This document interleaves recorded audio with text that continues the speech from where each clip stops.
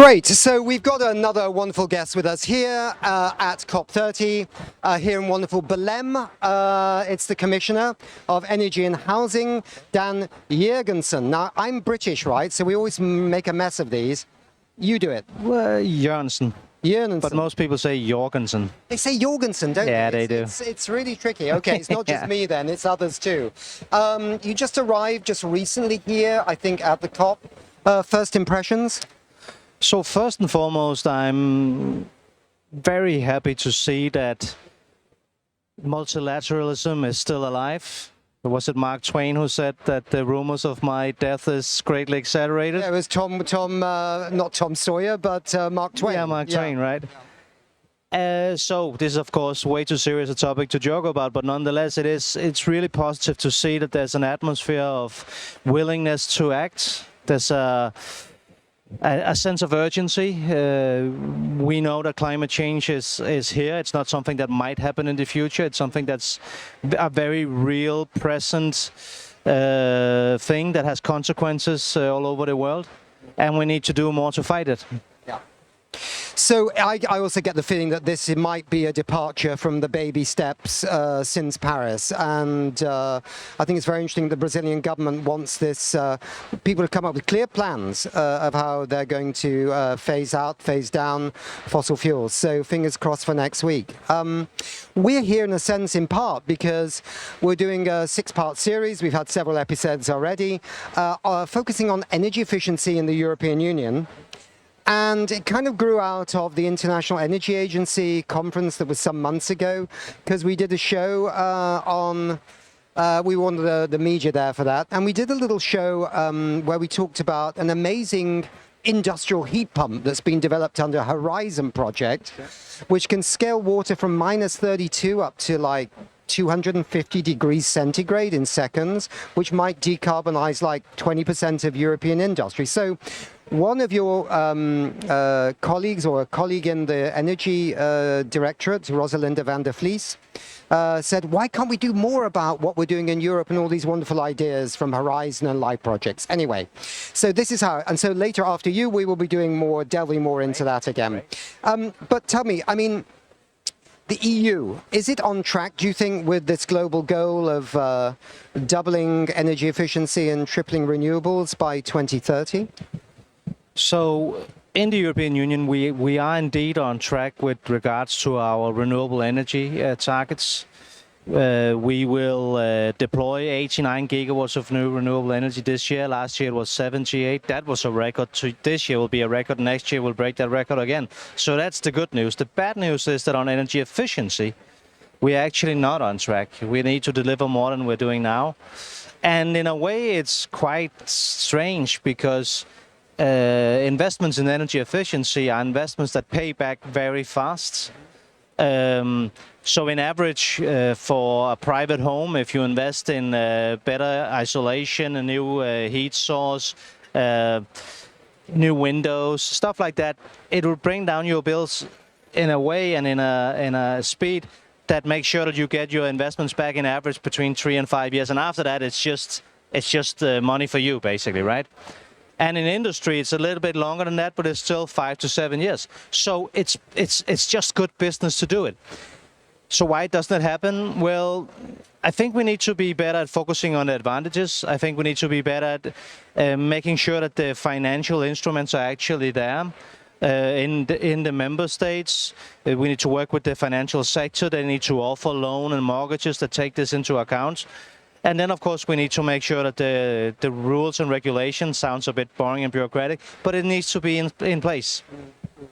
Absolutely. Sometimes you've got the big idea at the top, you know, it comes from a UN, say, climate conference, then it devolves down to national level, as it were, or in the case of the European Union, 20 plus countries, right?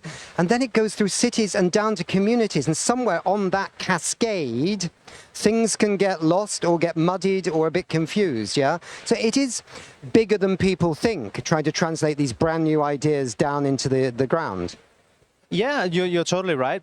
I will say, though, that sometimes it's actually the other way around, because sometimes there's a small company somewhere getting an idea, creating a new project, And then all of a sudden, we have new possibilities that then translates into policies.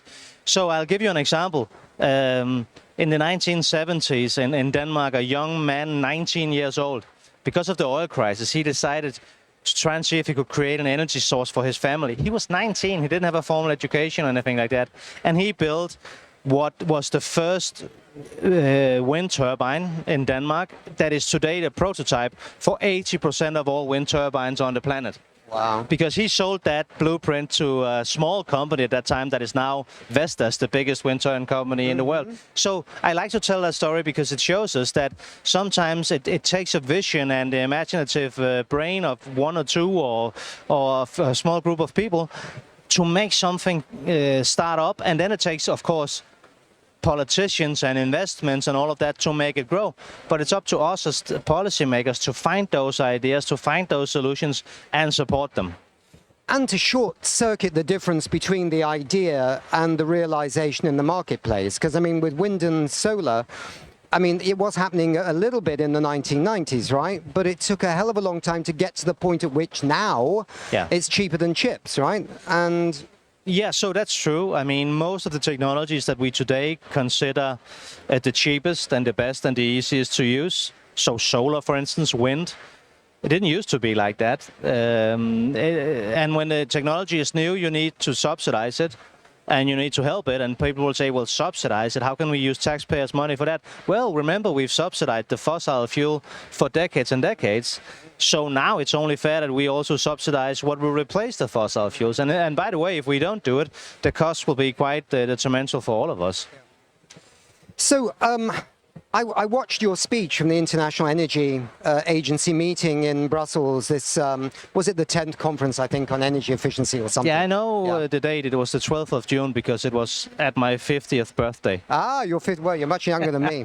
Oh, good, lucky man. Yeah, it was all 7 days then after World Environment Day, which That's is on the true. 5th of June. Yeah.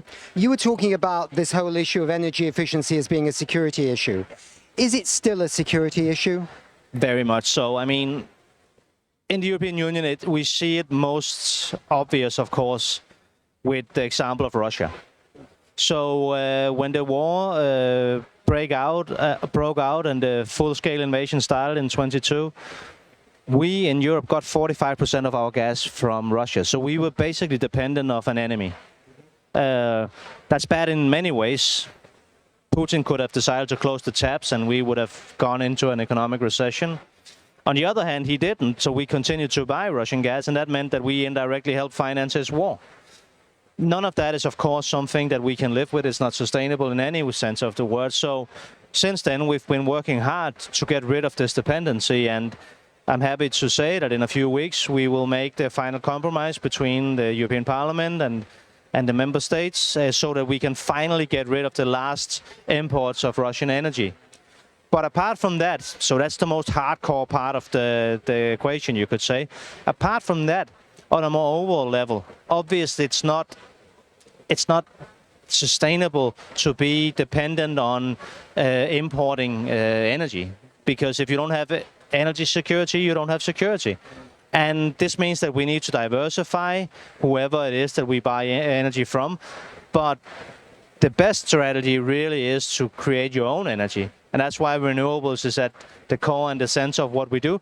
But energy efficiency also, because the first energy source that we should really be looking to is not really an energy source, it's energy efficiency. Because if we can use less energy, we save money, we save emissions, and we become independent.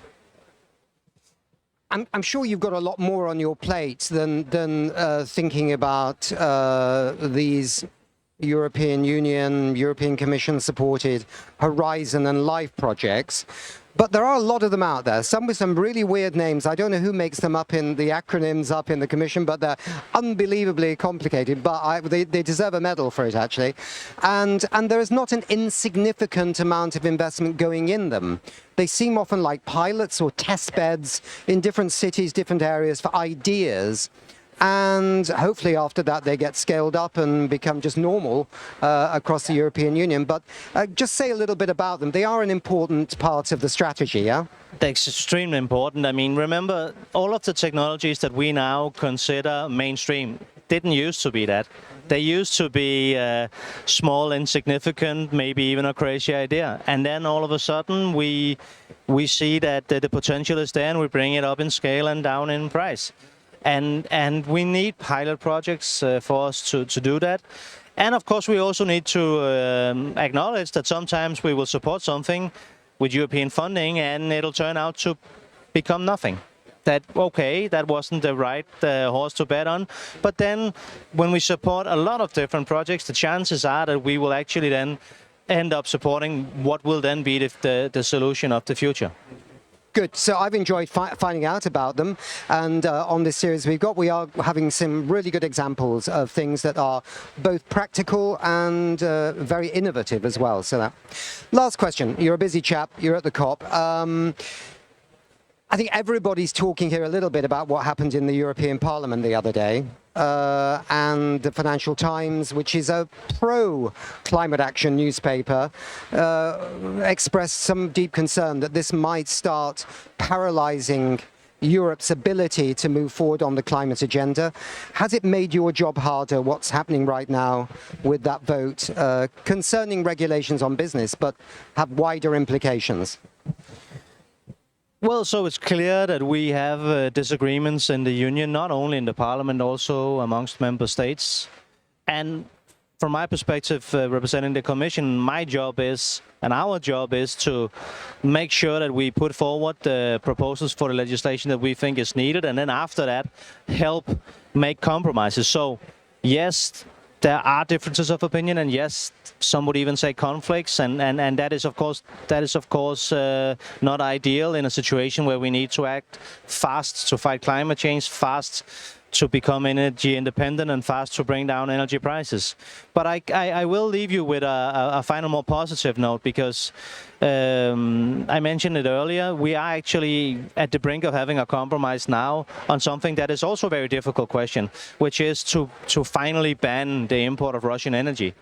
This is not without consequences. It's not easy, but we do it now. And this means that we can finally say no to Putin. No, we will no longer let you blackmail our countries. No, we will no longer help to indirectly finance your war. Yes, we will stand on our own legs and produce our own energy. Thank you very much indeed, Commissioner. It's been lovely to have you with us. I know you're a busy chap, so you're going to have to go. But that was really great to see you, and we're going to leave it there. Thank you.